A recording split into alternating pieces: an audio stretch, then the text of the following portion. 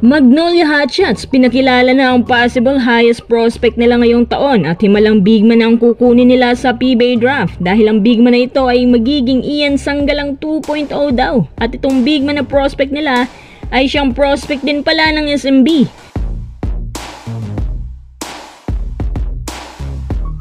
Rain or shine, panalong-panalo ngayon sa draft. Meron po silang 2 first round picks.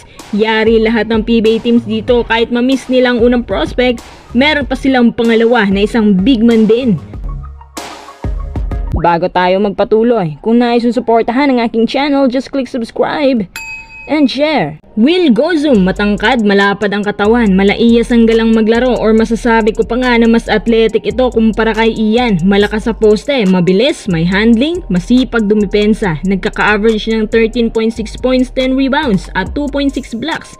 Kaya ang resulta, nakuha niya ang season MVP mula 13 points, pumalo sa 16 points per game ang kanyang average points at 6.8 rebounds. Alam din niya sa sarili niya ngayon na handa na siyang magpa-draft sa PBA. Ang 6'7" rookie na ito ang sa palagay ko ay isa sa mga highest prospect hindi lang sa Magnolia at SMB kundi sa lahat ng PBA teams. Kung mabilis, athletic shooter ang hanap mo, hanap ang dumipensa, nagkaka-average na 2.8 blocks per game. Kay Will Gozum ka na. Siya nga rin ang napili ng Magnolia Hotshots para makatambal ni Ian Sanggalang sa ilalim.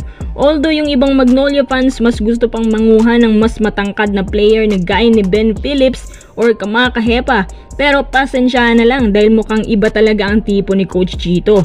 Gusto niya yung tamang tangkad lang na may speed at napag-alaman ng aming source na pati rin palang SMB gustong kunin si Will Gozum. Pero para sa akin mas nababagay si Gozum sa Magnolia dahil sa defensive capabilities nito at bagay din sa fast pacing. Ayon sa Magnolia management, kapag nakuha nilang batang ito, diyan na magkakaroon ng revamping at samot-saring adjustments para mas lalong gumanda ang rotation. At isa pa, kung ang dalawang big teams na to ang mag-aagawan kay Gozum, imposible nang makuha ng SMB ito dahil sa tinatawag na draft order. Mukhang ika-11 pick ang SMB ngayon kaya hanap na lang ng iba ang SMB. Kasi kung sino man ang makuha nila sa draft ay hindi rin naman nila ginagamit. Hindi gaya ng Magnolia na kilalang humahasa talaga ng player. Kapag ma-hit ng mag si Gozum, panalong-panalo sila sa draft ngayong taon. Plus, idagdag mo pa si Arvin Tolentino, edi swak ng roster.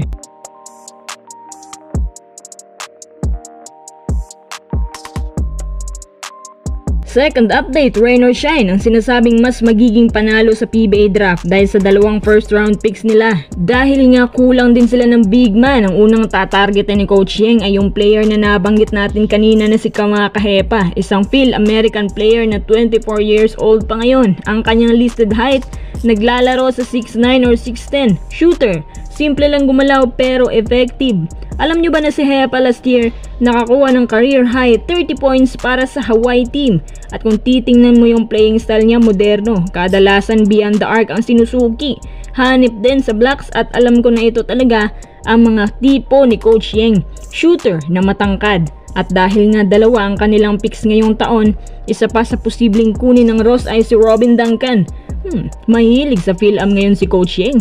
Si Duncan ang isa sa pinakamabilis na 6'4 player na nakita ko ngayon sa draft.